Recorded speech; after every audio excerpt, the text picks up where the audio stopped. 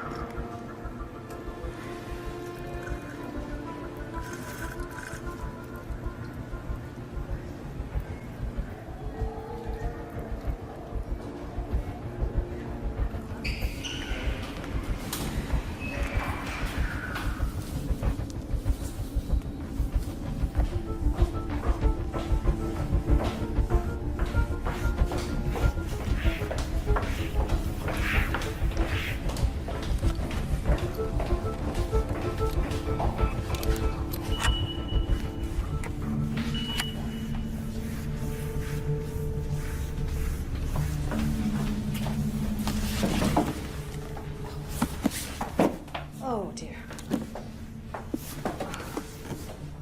Doctor! Will you let me get up there? Oh, would you?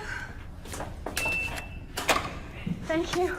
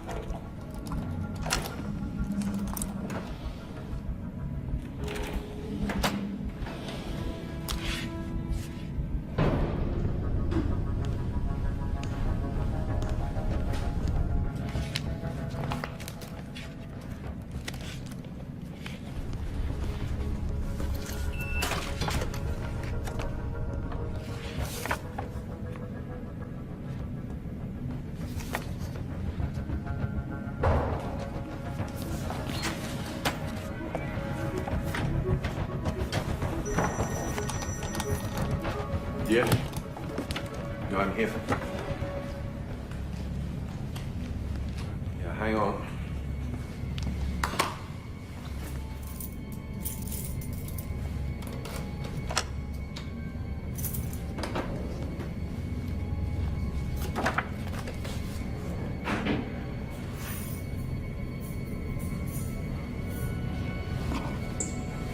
Okay, got it. Don't worry, it's been taken care of.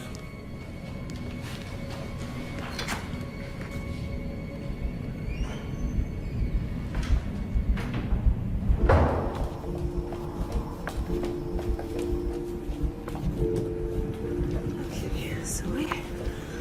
Let's see if your husband was telling the truth.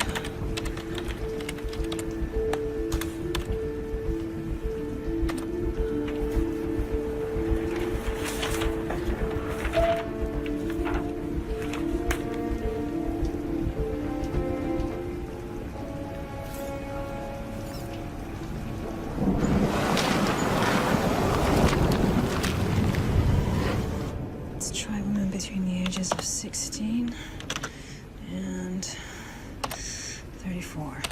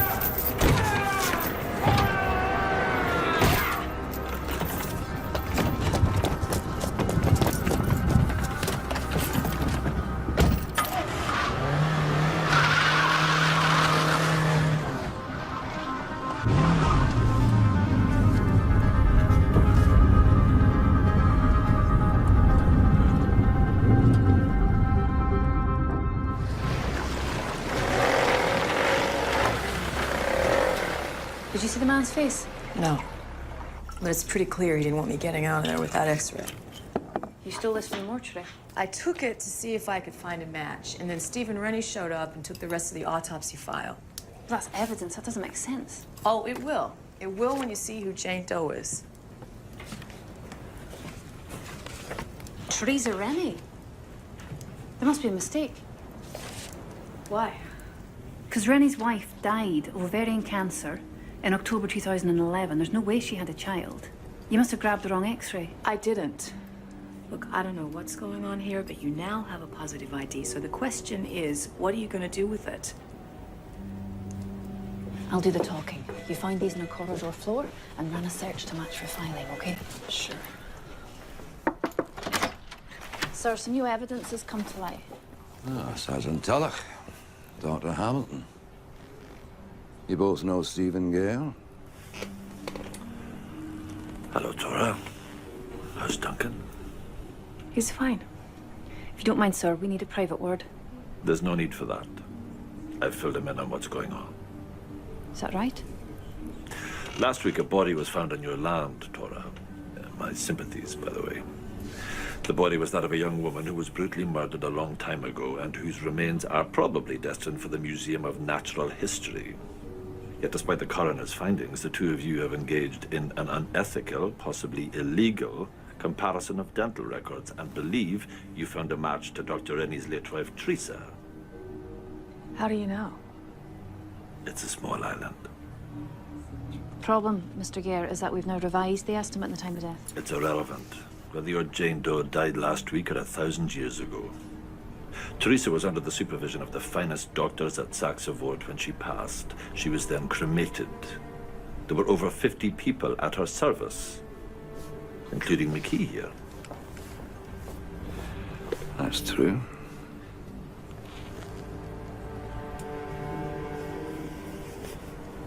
You seem very sure of Teresa Rennie's medical records. That's because my own wife passed away right around the same time. It was a very hard time for everyone.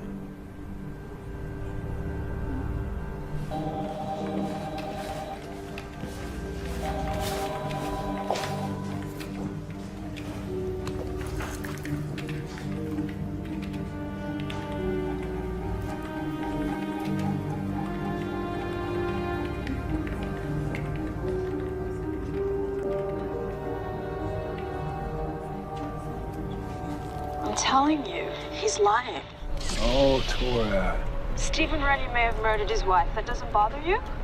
Yeah, of course, but how could Rennie's wife be the body buried in our field when everybody saw her being buried in the graveyard 6 months earlier? I don't know. How could she have a baby when she's riddled with cancer? Well, obviously she couldn't. Was it possible that he faked her illness? You can't fake stage 4 ovarian cancer. Okay, here's a bigger question. Why would he do it? I don't know. Yeah, look, then I've got to go, okay? I'll see you back at the house. Okay. Bye-bye.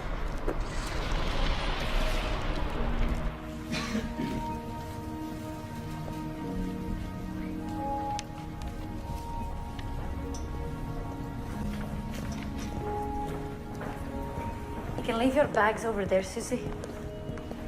Can I help you with something, Dr. Hamilton? Were you working here 3 years ago?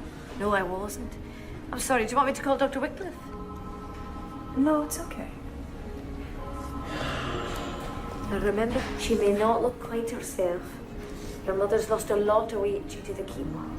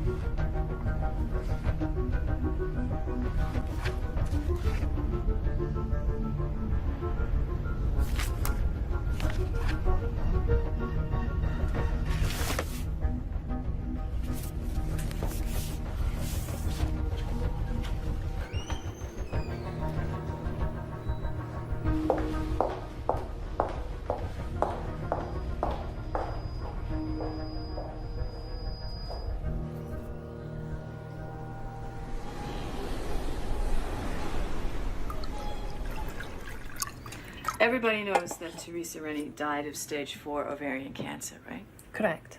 So, how could she be in the hospital and buried in my field?